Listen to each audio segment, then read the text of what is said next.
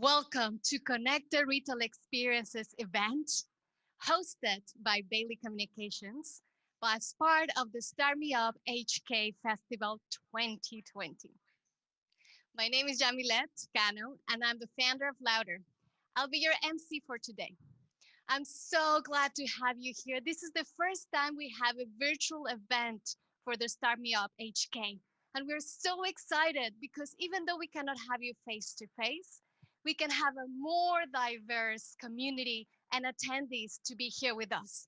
I know that we have over 2,000 attendees registered for today of around 50 nations. So for that, I want you to be part of the event. We have so many interactive things. We have the live Q&A, polling, and surveys coming up. So make sure that you're part of it. And I want to thank our sponsors and partners now, because without their support, we cannot be here. Starting with the StartMeup HK Festival organizer, Invest Hong Kong. Our strategic partner, KPMG. We have our gold sponsors, Fitch and Ogilvy. And our renowned speakers and exhibitors. Thank you for being part. And without further ado, I want to welcome our founder and CEO of Bailey Communications, Mr. Stuart Bailey, to give us his welcoming remarks. Honourable Mr. Edward Yao, Secretary for Commerce and Economic Development of the Hong Kong SAR Government, Mr. Stephen Phillips, Director General of Investment Promotion Invest Hong Kong, distinguished members of the retail industry, ladies and gentlemen, welcome to the 2020 StartMeup HK Festival, the Connected Retail Experiences Programme, driven by data, powered by people. We began preparing this conference programme almost a year ago.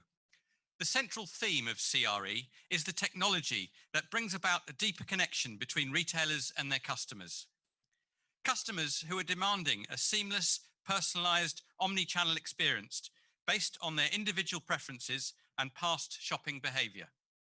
An intelligent, yet authentic retail experience that can predict what they want, perhaps before they know themselves.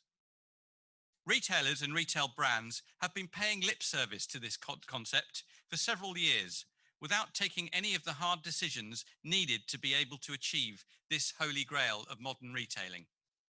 But the COVID-19 pandemic has brought into sharp focus the fact that digital transformation is no longer something to merely aspire to, something in a bright and distant future. No, it's something that needs to happen now, and in order for them to survive and thrive. So how do retailers achieve this? Well, we know it isn't easy.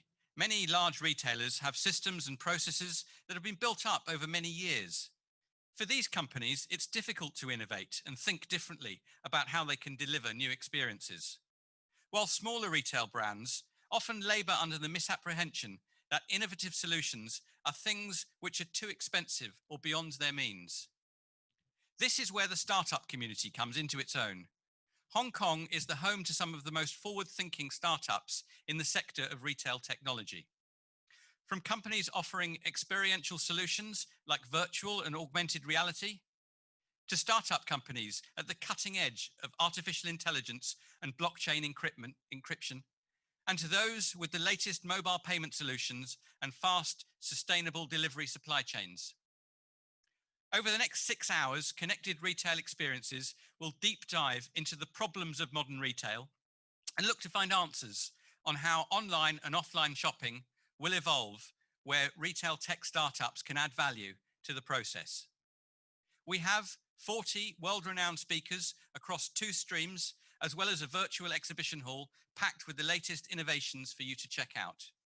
So please sit forward, pay close attention, and enjoy the journey as we discover connected retail experiences. I would like to invite Mr. Stephen Phillips, Director General of Investment Promotion for Invest Hong Kong, to come and make some welcoming remarks.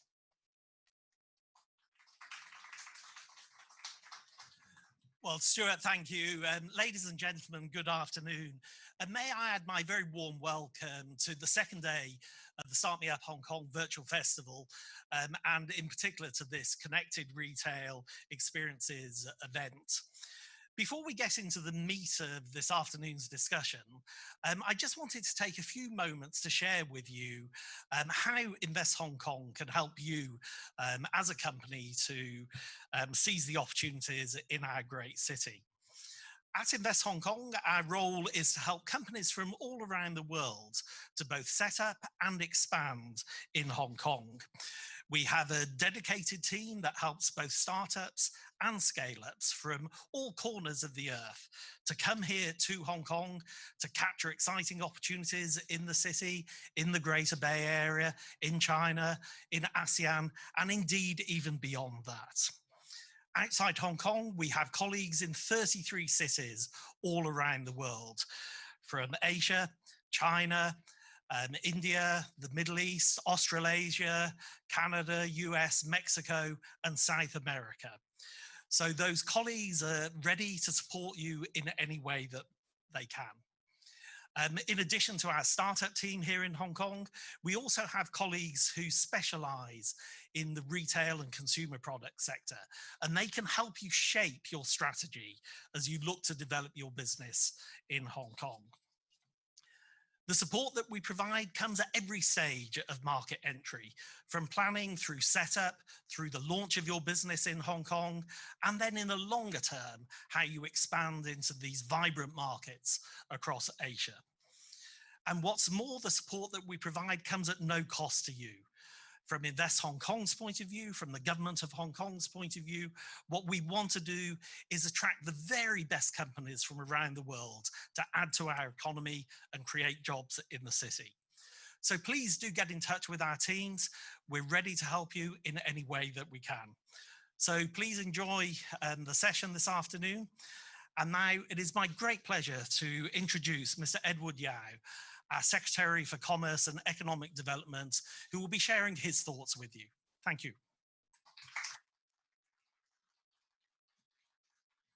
Well, thank you, Stephen. Thank you, Stuart. Nice to see you all. Even I cannot see all the sort of participants, but well, I'm sure you can see me and you can see each other through the network.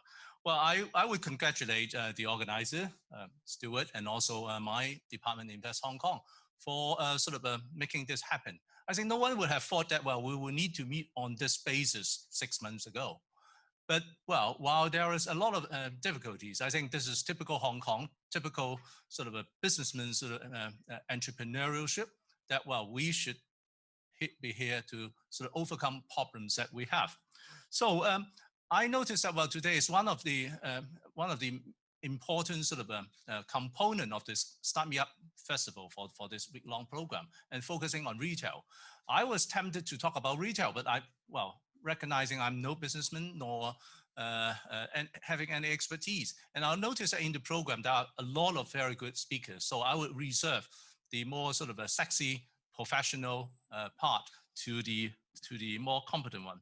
But just to sort of refresh and reflect ourselves, well, at a time of this epidemic, how Hong Kong or the world is coping with it. I think, well, there are at least some pointers that we can gather at this point as we sort of look forward to quite a different commercial world in months, if not years to come. Now, I believe that, well, by every projection, I think this year or next year won't be a good year in terms of business. And retail usually is in fact the hardest hit because of the reduction of traveling, reduction of tourism, and the sort of sentiment among consumer to buy less. But are we heading towards the end of the world, or if the sky is falling? I don't think so. Well, the participation of this program itself is a very good testimony. Compared with a full year of last year, about 17,000 people joining. This year, 14,000, not bad. And in fact, many more people can also take advantage of the e-connection. But I think every cloud has a silver lining. And even when Hong Kong sort of faced COVID-19, I think there are still a few things that we can sort of learn from it and perhaps could be applied to the business world. I will summarize as 4 don'ts. The first one is don't stand still and move forward despite difficulties. This is obviously true because, well, in business world, we don't accept the destiny of problems. And Hong Kong, typically, as an open and competitive market, we are here drawing ideas. So I believe, well, particularly in the startup world, how does it sort of connect with the traditional industry like retail? I think that's also opened up a lot of opportunity. So I would believe, well, typical Hong Kong, while we sort of soldier on, we never allow ourselves to have a complete lockdown. We adopt an attitude of sort of suppress and lift wherever circumstances allow. So the first one is don't let the problem sort of stand in our way. The second is don't cut corners. Fight the twin war head on. A lot of people thought that, well, this is only a war against the epidemic. But actually, from the Hong Kong experience, the last 2 years has been the toughest within Hong Kong for decades. We have seen the US-China trade tension. We have seen the social unrest last year. We have seen the COVID-19 now. But we have been sort of taking a very tough attitude that, well, we want to fight and win over the COVID-19 war against epidemic, but at the same time also fighting a war against the very slippery economic sort of a recession. Now, so far, I think we have not given up. Now, when I say we do not cut corners, I think, well, the whole world will need to face this new battle, which is a twin battle, that without winning the first war against the epidemic, it will be hard to win over the second war, which is simultaneously held against economic recession. So in this process, it's important for government, business community, and the society at large to work together to respect the science, to respect the medical advice, and at the same time, adopt this new normal into our practices. Now, the third don't is don't let a crisis go wasted. I believe something being said by Winston Churchill along those lines. But yeah, in face of a crisis, I think, well, we can always turn it into opportunities. And I think this seminar today speaks for itself. And the last one is don't give up and don't shirk responsibility on others, as we believe, well, the pandemic sees no boundaries. And actually, at a difficult time facing this sort of unknown and also large-scale, extensive pandemic, I think it calls for greater solidarity and also a lot of sharing of experiences, respect for the science, bring in different parties into the sort of equation of solution. And I believe, well, Hong Kong has in fact having the advantage where we are the marketing platform. We have here a ecosystem, as Stuart mentioned, that, well, different sort of professions all join hands together. We are here to find solutions. So I hope, well, the StartMeup week is a good demonstration that, well, as we move on, let us sort of focus ourselves in finding opportunity, in sort of building up the collective strength, don't split force among ourselves, and also sort of march on. So with these remarks, I congratulate the function and also sort of look forward to hearing more from you. And I hope next year we'll scale new height in terms of participation, in terms of business, and also in terms of winning over all the wars that we are heading on. Thank you. Thank you very much to Mr. Yao and Stuart, obviously, and Mr. Phillips for the remarks. And before we start, I know you are very excited to start content. I'm just going to give you some housekeeping and rules for you to remember. I said before, we have many interactive elements for you to utilize. The live Q&A. If you want to send a question to a speaker or anybody in the panel, please do so through the live Q&A function. Don't miss it out. We also have social media. We all love to share. So make sure you tag the different hashtags that we have. CRE2020, StartMeup HK, hashtag @InvestHK, Connector Retail, and we also have the SMU HK Fest 20. So plenty of options for you to share content. Then, apart from our main stage, we also have a lateral stream. This parallel stream has innovative retail tech companies that are going to be answering questions about omni-channel trends and digital transformation. So make sure you go and ask your questions. We have the groundbreaking exhibition hall with all our exhibitors from different styles of retail experiences. So make sure you visit the virtual hall. In there, also in the event platform, you will find the booths, and they also have the Solutions Theater.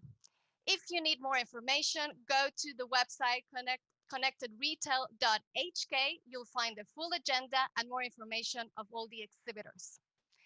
If you're feeling like a coffee break, you need a little bit of time, you want to meet face-to-face virtually with some of the counterparts, go to the virtual coffee break sponsored by Coffee Academics.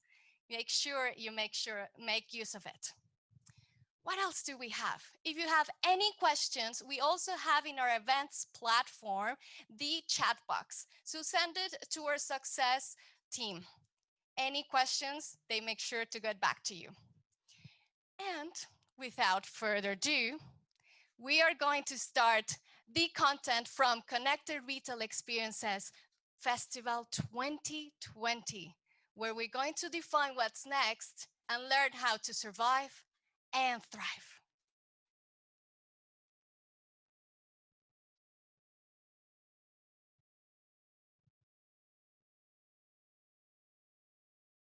For our first dial in, we're going to be joined by someone in Cindy down under. He is going to be sharing his insights into the retail trends and future with a perspective on leadership and disruption in the market. He has a lot of experience in retail, wholesale operation, buying, information tech system, supply chain, and HR management. Please welcome, as I said, from down under, Mr. Bernie Brooks, Chairman of Fantastic Australia, Chairman of Duds Australia, ex-CEO of Mayor Australia, and ex-CEO at South Africa. Hello, Mr. Bernie. How are you there in Sydney? Hello, how are you? So nice to see you. Is it very shiny over there? It's absolutely a beautiful day. Sun shining, a nice 23 degrees, and absolutely beautiful. So we are very, very glad to see you here and looking forward for your insights. Thank you very much. Thank you for the opportunity.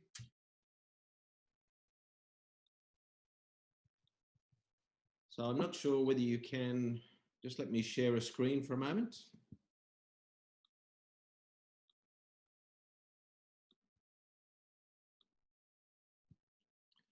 I think the host needs to enable me to share a screen if they could.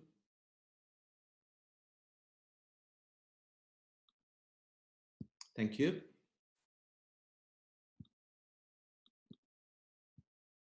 Okay, hopefully that's all looking good, and thanks indeed for the opportunity. I plan to talk today a little bit about some of the retail trends, both pre and post the COVID situation, and talk about some of the implications that occur in that regard. Firstly, let me talk a little bit about some of the trends that we're seeing and talk about how, in fact, that's going to have significant implications on the global retail economy and environment. And then thirdly, perhaps provide a couple of hints of some of the things that need to be done. Let me start with some of the trends that are occurring. I think when you talk about retail, you talk about a constant state of flux these days, an enormous amount of disruption that's occurring in commerce. But this is not unusual, whether it's COVID or whether it's the arrival of the World Wide Web. If you remember, as retail started, whether it be the stall sitting in Turkey right the way through to the shopkeeper in London or in Australia, it started really as a customer service-based environment where you went and visited, and they knew a lot about the local environment, the people, and more importantly, they knew a lot about their customers as they came into the store. And then we moved to the 50s and 60s, which in the States, Australia, Europe, and Asia, we saw the implications of self-service retailing, where people could browse and choose effectively what they wanted, and immediately took away that personalized aspect of the service, but with it caught an enormous amount of changes in the way in which retail is managed.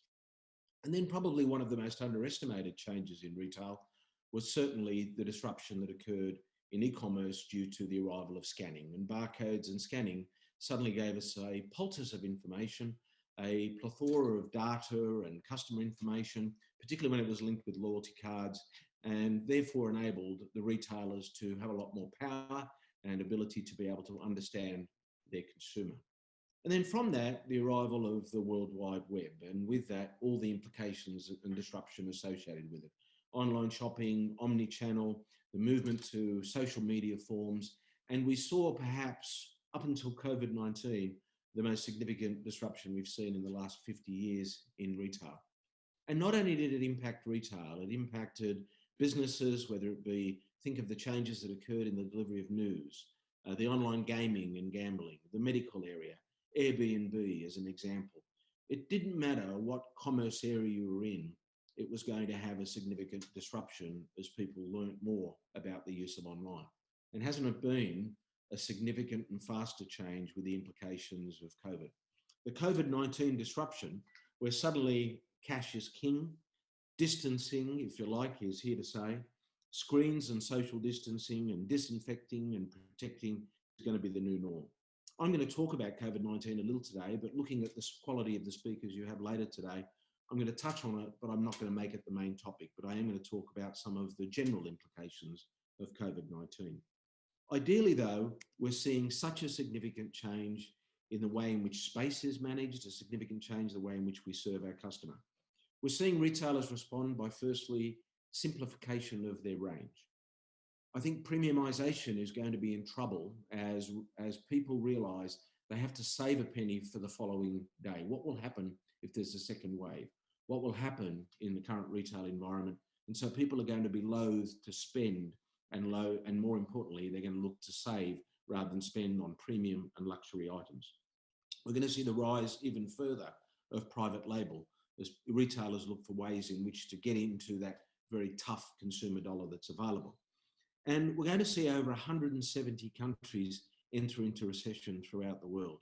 And added to that, what I call a tribal encampment, new legislations from various countries where they're going to endeavour to close down their borders and stop a lot of imported products or find alternative supply chain means. And I'll talk a little bit about that later.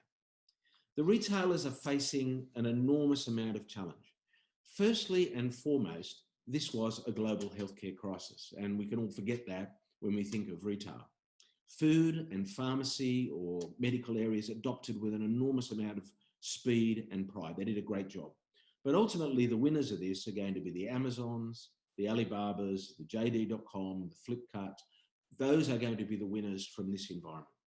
We've seen the change where customers now are refocusing on basic necessities, hygiene, and we've got a very different agenda. Their spending is even harder to get. The changes that are occurring in currencies at the moment mean that international purchasing power is going to be fluctuating quite significantly. And no longer are we happy with one method by which we can supply chain, we can find product. What we want is a multitude of options in supply chain. So if a country is cut off with a pandemic or cut off because of government legislation or this tribal encampment that's occurring where people want to buy locally, we're seeing that that's going to have an impact on how products go to market. The arrival of international competitors into a lot of staid markets, such as Australia, the arrival of the H&Ms, numerous countries, the Muji, the Uniqlos, all of them have arrived at a rapid rate, and that will obviously subdue as businesses cocoon back into what they know best, their local environment and the ability to make profit from that local environment. Whether it be through lockdown, coping in lockdown, we saw people suddenly learn to cope in lockdown, how they communicate, what they buy, what they do, the hobbies that they have. Then we saw people move to things such as house and garden, craft, and now we're seeing what I would call a temporary treat or revenge spending as people became more free and easy in the way in which they move around. So what are some of the implications of this change, not only with the arrival of the World Wide Web and scanning, but more importantly, what's happening now with the disruption associated with COVID-19? We already know that a large number of decisions are being made today with online. This was a table before COVID-19. Can you imagine today that those 50s, 60s, 70s and 80% would now be up at 90, 95%, where people have learned to check the price of a TV or electronic item, to check the price of a music download, to check the price of a health product all online to be able to get the cheapest price. Even my 90-year-old mother and father are now looking online where before they wouldn't even open a computer. The world has changed quite dramatically. The pandemic accelerated the speed of change, but it didn't change the direction. It accelerated the speed of change, but it didn't change the direction. In 10 weeks, the structural change that we thought would take place in retail that would take 3 to 5 years has happened quickly. And that has significant implications for such things as the way in which we spend our capital, how we allocate resources, and what we do on a day-to-day basis. So growth will change with so much disruption across the world. Traditional retail growth of bricks and mortar is gone. In fact, if anything, it could be as much as -3 to -5%. The growth in e-commerce will continue to thrive, obviously, no matter what country you're in. The growth in social will continue to climb. But unfortunately, whether it be bricks and mortar or retail growth, and even the standard CPI growth associated with such things as wage rises will change as well. There's no tailwinds for retailers going forward. So what are some of those things that are impacting the retail environment? And on each of these slides, not only have I talked about what's implicating, but I'm talking also about some of the impacts that they have. So let's talk firstly about the trends, then talk a little bit about what it is you should be doing as individuals and leaders, what you should be doing as startup companies, and what you should be doing as a company general to be able to thrive. And I've listed some really good examples on each slide of some of the best practice we're seeing. Globalization was happening at a rapid rate. We saw Costco move into many more countries, H&M expand, Primark go into the US. We saw companies such as Inditex under different names move to countries and horizons they weren't in. Cotton On moved to South Africa and different countries. There's no doubt that globalization will continue to thrive because even during COVID-19, they have deep pockets, good long-term shareholders, and the ability to invest. And that could be at the loss of many people that don't have alternative markets. If you're trading today in a heavy COVID-impacted environment and you're trading in a non-impacted environment, such as New Zealand, you can see the dramatic difference that's occurring. And therein lies the benefit of having a diversification strategy from a globalization point of view. But the big, unfortunately, will get bigger and the small will get smaller. However, there's a fantastic market for localization, which I'll talk a little bit about later on. We're also going to continue to see an acceleration of the price and value focus. The world has fallen in love with the lowest price discounter. The super centers at Walmart, the Aldis, the online shopping options, the bargain basements, the clearance houses, right the way through to some of the coupons that are available. And we're seeing the move now to value become very important. As people have managed to thrive through lockdowns with limited income and therefore limited expenditure, particularly on discretionary product, we're going to see them very conscious of what it is they spend their money on. Whether it be the traditional beauty regime, whether it be the money you spent on your Louis Vuitton bag, there's no doubt people are going to be looking more and more for value and price focus. Once we get through this current, what I would call revenge spending, it's going to be a very different retail world. And whether it be the lowest price or the better value, or the opportunity to move towards value for money offerings, we're going to see a significant change occur. And the winners here will be the Walmarts and the Asdas and the Pep and the Aldi as an example. We're also seeing a continued need for customization. Although somewhat thwarted during the environment that we would call a retail environment under COVID, there's no doubt that the future or the go forward is very much about being able to customize and personalize the product. The American Girl dolls, being able to have a Christmas special delivery with your name on it, to have your name put on a can of Coca-Cola, to have your name put on a Chanel perfume. And that customization, that I've got something that no one else has, is seen to be a real future in retail, regardless of what's currently happening under COVID-19. But we've also seen the mobile disruption accelerate at a rapid rate.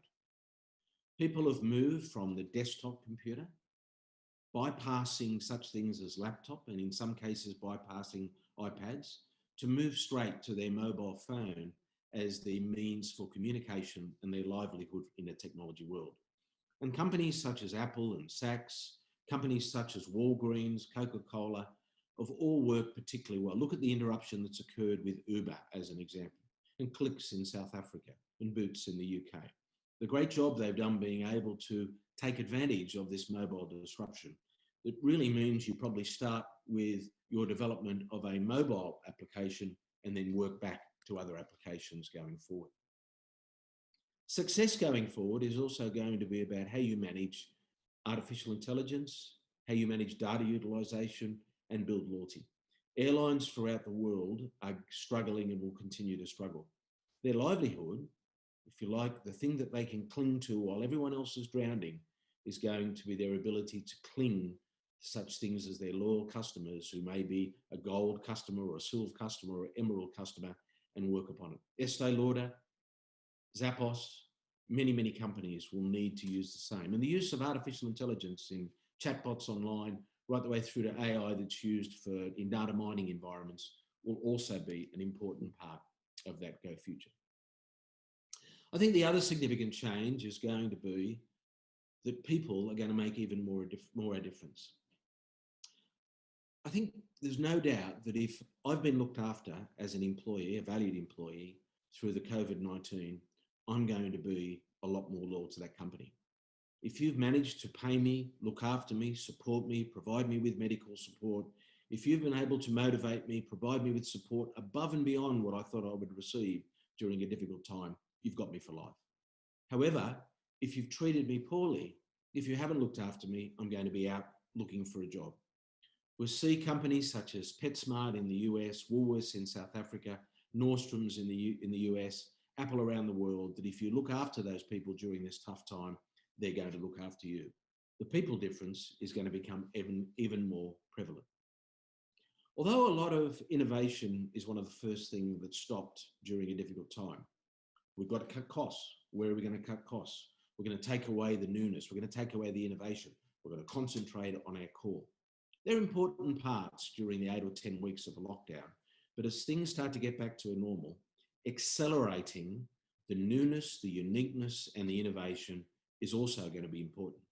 We look at the work that's been done by Incredible Connection in South Africa, Hamleys, Avon, Fnac through Europe. It's great examples of the product, the innovation, the technology that's occurring, and people are going to be looking for newness as they do come out to bricks and mortar. They're going to be looking to new initiatives as they go online. And so effectively, you've got to be part of that as the others continue to cocoon and to work and tribal and camp, if you like, back in their own environment. An opportunity for startups, I think, is enormous. The other part that becomes quite interesting is as malls suffer significantly from what's going on in the world at the moment, you've got to make sure that if you do have a store, that it's got imagination, that it uses visualization and the ability to see the product, see the utility of the product and see it quickly is really important.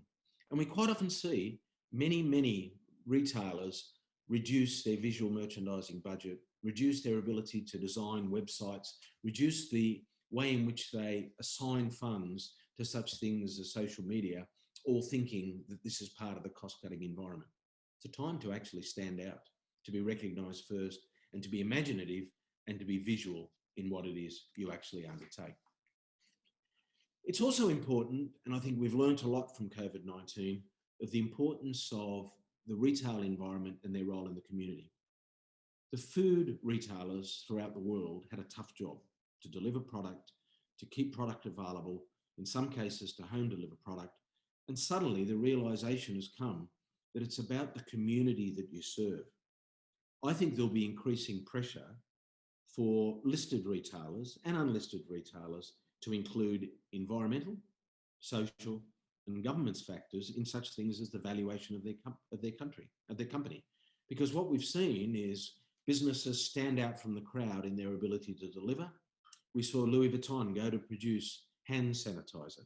We saw companies pivoting into areas that they'd never pivoted to before, and that's worked very, very well. The opportunity to be part of the community was always present and accelerating as a need. I'd now put to you that it's even more important going forward.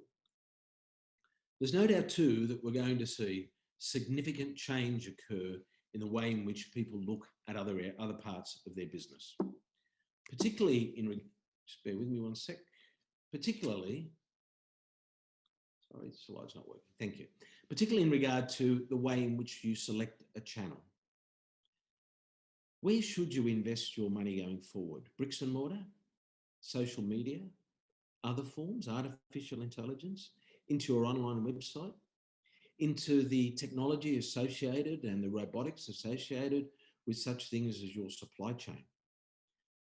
The customer has now learned, even people that were not online as well previously, some 40% of people that bought products around the world through the COVID-19 situation were first users of online sites. Goodness, what an enormous opportunity is to convert them and bring them along and take advantage of that. But the customer today is somewhat agnostic to the channels they have. Online, in-store, social media, it doesn't matter. They want a competitive offer to be entertained through any of those means. No longer is it bricks and mortar as the important foundation going forward. What we'll forget as we move further out of a COVID-19 environment is the need for theatre and fun.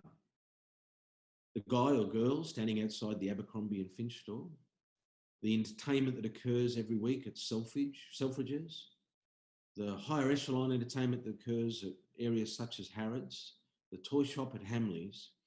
How do you build that video content? How do you build into your website, your social media, and equally your bricks and mortar stores, that theatre and that fun? The other important thing that we've learnt, and I think will accelerate now, is the importance that are placed upon education. No longer than can a supermarket sell a particularly odd variety of lettuce or new fruit and vegetable, or how do you use a pasta, or what is the particular cooking associated with this Williams and Sonoma product, or how do I use various Sephora products on makeup? And there's some of the great examples. People want to be educated. We saw the move back to home cooking during COVID-19, and we saw the rise in such things as online recipes, people trying new product, cooking up a storm, and we've seen obviously over the last few years the rise of the Master Chef and the various TV shows that have continued to put in front of us new opportunities of the way things are used. Customers no longer will want to buy a product unless they know how to use it, and they need to be able to quickly get access to the education. But with that comes an enormous amount of what you would call hashtag activism. We saw, if you like, the flattening of the retail curve, and a big flattening it was. We then saw the retailers fighting to survive, and now we're looking at the future. And with that, suddenly, the rise of social media forms of what I call hashtag activism. One of the pictures there is a picture of a South African H&M store. 2 days after, they had printed a T-shirt in their store that was seen to be against the local practice, and if you would like, let's call it quite unfair to the local community. That was the response, all through hashtag activism. Bricks and mortar space is going to be quite different going forward. And we will see such things as credit risk associated with the degree of social media comments. We're going to see total shareholder return, perhaps measured not only by the social media front, particularly in things such as Facebook, etc., but the world's changed. And these were things that retailers, boards of retailers and listed companies didn't have to take into account. Perhaps the most significant change is going to be in the space disruption that's occurring right now. We are going to see the continued deterioration of value for shopping centres owners and REITs throughout the world. Although we're seeing a bit of what I call revenge spending at the moment, and we see people get back to restaurants and people being able to purchase depending on the different country and their COVID-19 restrictions. And although people still like the physicality of shopping, this will be the moment of truth for many brands. There isn't a day go by in any of the retail magazines where we're seeing the announcement of a reduction in bricks and mortar store. Most retailers are realising that more is not good, that less is best. Less penetration into major shopping centres, and the B and C grade malls will suffer quite dramatically. And also we're seeing a greater demand from shareholders. We saw that early on before COVID-19, we're seeing it now. What is the plan? What is the strategy going forward? And more importantly, How do I preserve my investment? And what are you doing as a management to support the local community and assist in what is a very tough COVID-19 environment? We're going to see and are seeing a number of fragile balance sheets. Each day in Australia, and most countries throughout the world, we're seeing a list occurring of those people moving into administration, Chapter 9, voluntary administration, restructuring balance sheets, as this was not predicted by a lot of cash flow forecasts. And so suddenly, when you thought the bottom was there, there's a much lower bottom in balance sheet. And people are going to want to keep more money on their balance sheet because cash is going to be king going forward. If there is a second wave or a third wave, or perhaps thinking of when the next pandemic may well be.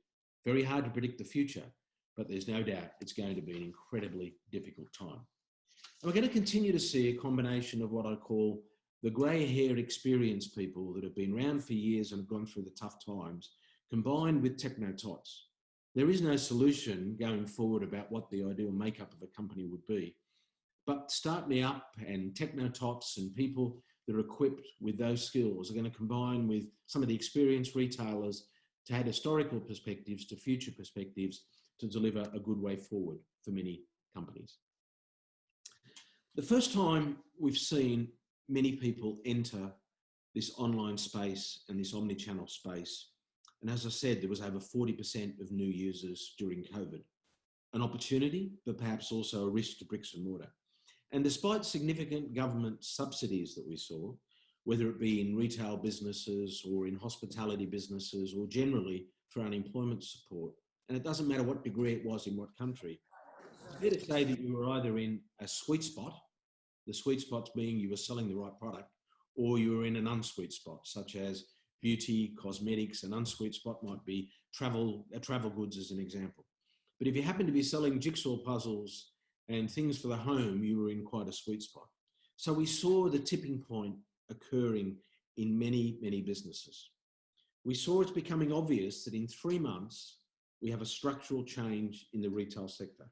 And what would have been, if you like, the normalizing of e-commerce, we're seeing a new norm, not only in supply chain, but in business as well.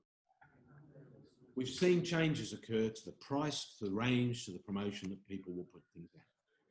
Let me now take the last 5 or 6 minutes of this presentation to talk you through what can be done and what should be done. I'm going to run through this pretty quickly, but leave you with some thoughts on how you manage through this difficult time.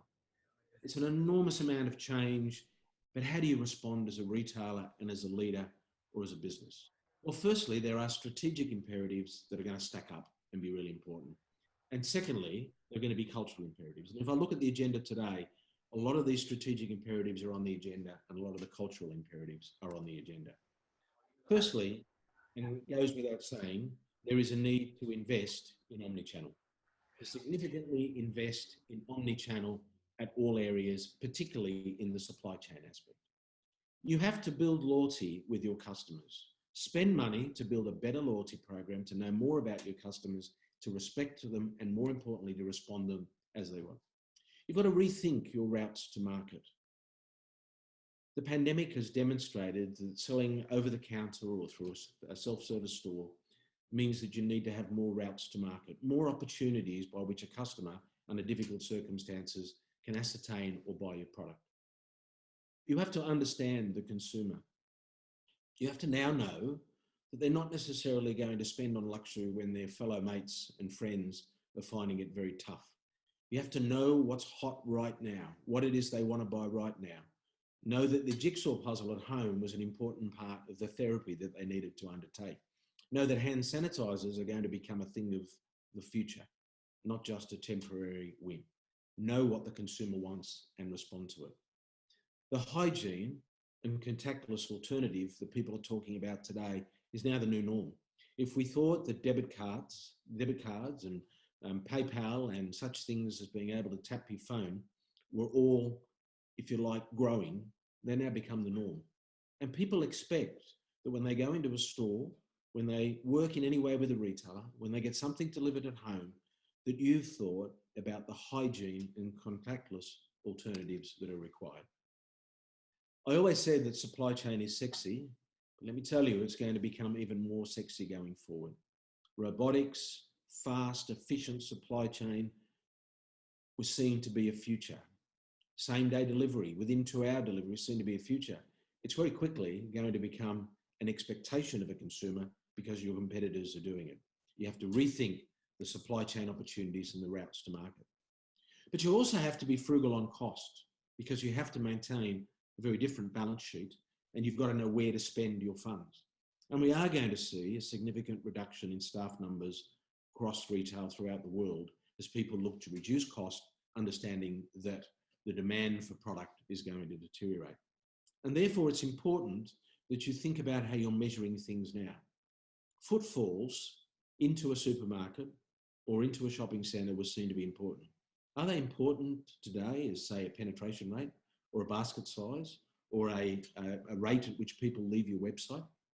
It's very different in the way in which things should be measured. You need to change your KPIs. But you still have to be a merchant. You still have to learn that on sale. It's very hard. It's a lot harder under a website to get what I would call impulse sales. So how do I go about getting the ability to secure impulse sales? And think about partnerships that add value. One of the partnerships that's just occurred here is Dettol, which is a very well-known antiseptic product that's sort of well-known and probably market leader in Australia, has linked with Uber to be able to make sure cars are clean. Who can you link with to be able to better take advantage of the current environment? Capital needs to be reviewed, supply chain need to be reviewed, and online investment needs to be reviewed. But also customers are going to be continue to look for a consistent and disciplined approach to your brand. You can't flirt to suddenly be doing things because you think you may be able to make $1. They're going to trust a brand and they're going to look at what you accomplish by looking at your consistent and disciplined approach to product. And brands will stand through. Retailers in certain countries took some of the funds that were allocated in subsidies and sent them to their shareholders in the form of dividends. They'll be remembered going forward, just as many companies will be remembered for the job they did or didn't do during this environment. And you have to think about a whole of business strategy, not just a siloed function within each environment. That went out a long time ago. It's now disappeared under COVID-19. So finally, what are some of those cultural imperatives that you need to adopt? Well, firstly, from a cultural point of view, you have to innovate.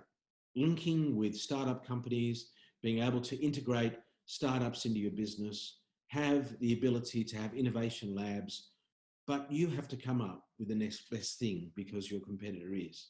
And I think one of the things that the Japanese say is the allure of comfort can stifle the ability to innovate. The allure of comfort of understanding COVID-19 and what's going to happen may stifle your investment in innovation when in fact it's much needed at the moment. But also the world's changed and you need to move a lot faster. The people that were able to pivot during COVID-19 and move to home deliveries, the pubs and hotels that were able to deliver meals, the restaurants that were able to deliver meals, they moved fast. They pivoted very, very fast. Does your business have the same ability to pivot? You also have to step up the ability to communicate. Employees have been and will continue to be distressed, uncertain about their future. And success is about communicating to those employees, keeping them fully up to date, but also communicating to your customers, your board, and your management as well. We've also forgotten during this time to create some heroes. We've done a great job looking after a lot of the local health people that have done an excellent job looking and what you would call the frontline staff for helping us significantly. You've got to create some more heroes in your business now because people are going to be looking at them as role models going forward. You also have to understand exactly what the competition is doing. The competition has pivoted, they've changed their mind, they've changed their way forward. So therefore, how do you do the same? You've also got to think about what I can introduce that is what I call a fanatical simplicity. Doing things in the simplest possible fashion, particularly as your communication has changed with so many different people communicating direct to them, either through Zoom, through telephone, where previously you could take the time to explain it person to person. And make sure that that bad news travels faster than the good news. People, boards, management, and equally importantly, executives want to know what's gone wrong more than they want to know what's gone right. But we see constant situations where people look at that one aspect of it. You've also got to go back to your staff and encourage them to buy the product that they sell. shopping at home and local is going to become so important. And have what I would call internal transparency of the way in which the business is performing, because you forget quite often your staff will have a can-do attitude and want to assist you to be successful under these difficult times. Thank you for the opportunity today. My email is there, so if I probably won't get the chance on the 30 minutes is just about up to answer any questions, but I'm very happy to take any by email that can answer. I think it's a difficult time. We've seen a significant change occur, accelerated by what's happening with COVID-19. Hopefully I've been able to give you some hints and tips to thrive and survive during this difficult time. I look forward to the rest of the conference and learning myself. Thanks for the opportunity today.